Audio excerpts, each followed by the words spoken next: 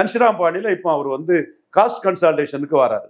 Cost கன்சால்டேஷனுக்கு வராருன்னா கன்ஷிராம் இப்படிதான் யூபியில வளர்ந்தார். கன்ஷிராம் இப்படி யூபியில வளரும் போது அவர் வந்து அரசியல் 100% கம்யூனிட்டியோட லீடர்ஸை கையில் எடுத்தாரு. இந்த சுவாமி பிரசாத் மௌரியாலாம் கன்ஷிராமோட ப்ராடக்ட் தான்.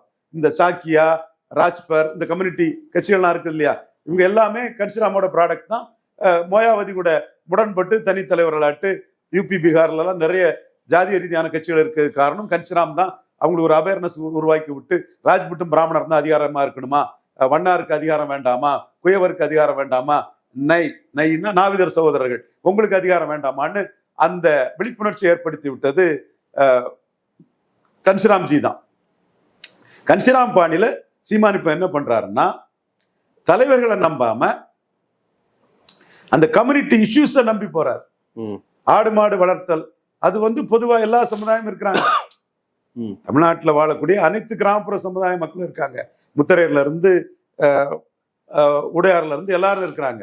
பட் அது கரையாளர், தாஸ், யாதவ், ஆயர், இடையர், கோனார், இந்த கோனார், இந்த சமூக மக்கள் வந்து இதுக்குள்ள வந்து பெரிய அளவுக்குள்ள இருக்கிறாங்கன்னு சொல்லும்போது அந்த இஷ்யூ அந்த மக்களுக்கு சென்டிமெண்டா டச் ஆகும்.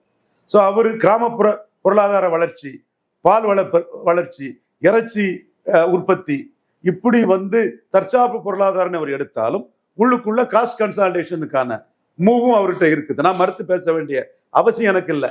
கன்ஷிராம் என்ன பண்ணாரோ அதை பண்றாரு.